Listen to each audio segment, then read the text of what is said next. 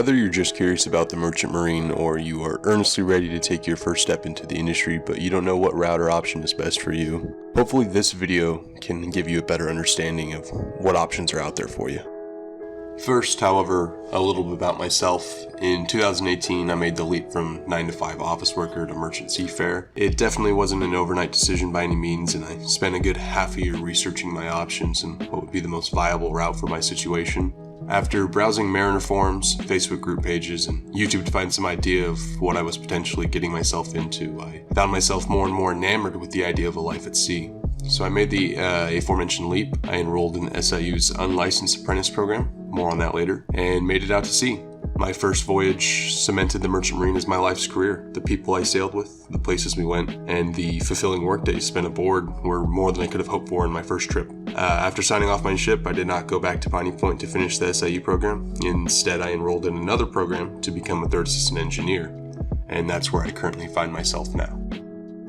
If you haven't already found out, information is scarce, and unless you know someone in the industry, it's hard to find out this information. There are two main routes within the U.S. Merchant Marine, licensed and unlicensed. A licensed mariner is an officer, and an unlicensed mariner is something akin to an enlisted personnel, if you give it a simple explanation. Within either main route, there are several different paths. Licensed officers are either in the deck or engine department, and the unlicensed are also in the deck or engine department with the addition of the steward department. To become a Merchant Marine officer, there's traditionally only two ways. Go to a 4-year academy, it's like a university, and while you're getting your license to become an officer, you are simultaneously getting a degree in that field as well that you could use potentially shoreside if you ever wanted to stop sailing. There are academies across the country such as Cal Maritime, Texas A&M, Mass Maritime, Maine Maritime, Great Lakes, SUNY, and the United States Merchant Marine Academy, otherwise known as Kings Point. These schools are run in a paramilitary fashion with uniforms, marching, indoctrination periods, etc. So be sure to research the school of your choice. Each academy is essentially like a state's university. They follow the same exact requirements for admission as any other state university. But once again, be sure to research each school's site to find out. If you're currently in high school or you're in community college looking to transfer over, you want to join into the maritime industry, that's probably one of the best ways to become an officer.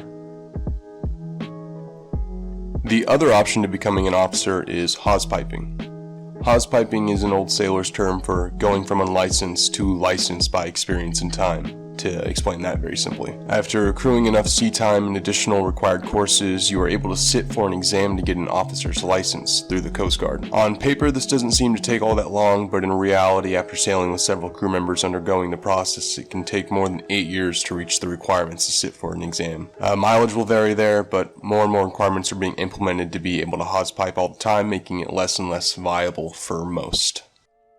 The unlicensed path is by far the easiest path of entry into the Merchant Marine in terms of qualifications. There are two main distinctions of employment, however. There are the unions, and then there are private companies. Now, I have never sailed for a private company, so I can't really offer any insight into them. They exist primarily in the inland sector and in the Gulf of Mexico, but other than that, I am not familiar with any inroads into those companies. Information is scarce for anyone not in the know in regards to this sector of shipping. I am, however, familiar with the unlicensed unions, the biggest in the country being SIU, the Seafarers International Union, with union halls across the country, and the second being SUP, the Sailors Union of the Pacific, with halls only on the West Coast.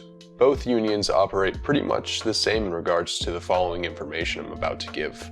Now, anyone can join one of the unions off the street provided they have the proper documents in hand. The exact documents you will need are issued by the federal government and its agencies. For a better list and understanding, I recommend going to the union's website and reading the related information to joining that union. I'll have some links in the description for some of the unions. The documents you will need issued and any applicable medical copays for physicals will have an upfront cost in the hundreds of dollars. And if you want to sail deep sea, which is the open ocean, you will also need basic safety training, which will cost upwards of $800 depending on which facility or company you choose. The next cost of entry is the membership fee to join the union. As you can see, the upfront cost is a little steep and doesn't guarantee you immediate employment aboard a ship. Here's why. The unions have what is called a job board.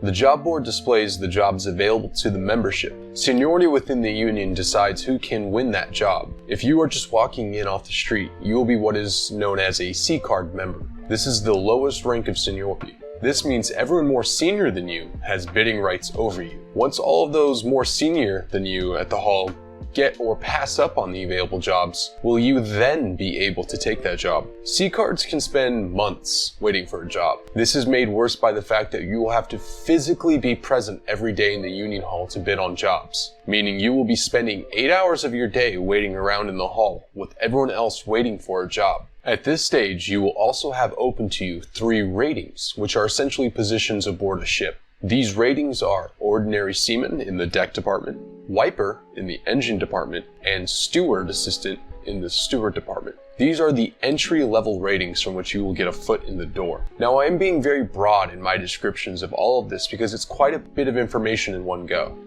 If you'd like any clarifications or for me to expand on anything specific, such as what does an OS do, go ahead and leave a comment and I'll answer your question to the best of my ability or make another video addressing a certain topic. The entry ratings are pretty much on-the-job learning roles, from which you'll learn about all the many facets of sailing in the Merchant Marine. There is another way, however. The SIU has an apprentice program that trains and educates you on the industry. This program gives you a foundational education on the career and a leg up in seniority to help you get faster job placement. The program takes close to 2 years to complete and operates in 5 phases. The first phase is an indoctrination phase. You arrive in Piney Point, Maryland at the Union's training school and undergo a paramilitary boot camp type experience for roughly 3 months. During these 3 months, you will get training and your basic certifications. Phase 2 is the first C phase of the program, where you will work 30 days in each of the 3 departments for a total of 90 days at sea. Afterwards, you will return to the school for Phase 3. In Phase 3, you decide which department you wish to focus your career into, and you receive more specific and pointed training into that chosen department. Phase 4 is the second and final C phase of the program. In Phase 4, you will sail as either a wiper, OS, or SA, earning full union wages for a total of 120 days at sea. Upon return to the school for Phase 5, you will be treated as a full union member. No more uniforms or regimentation, you'll have free liberty to leave the school as well. After Phase 5, you will upgrade into the next rating. For engine, you would go from wiper to oiler. For deck, it would be OS to AB, and SA to chief cook. Not only do you get upgraded, but you also receive B-level seniority.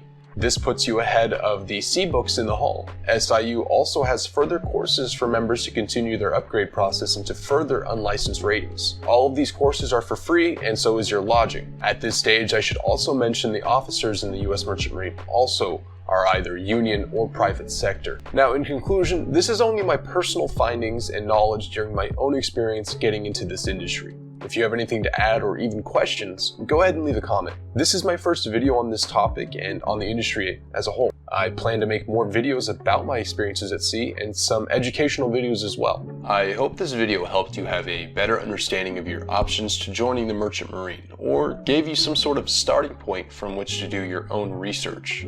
Thank you for watching and safe sailing.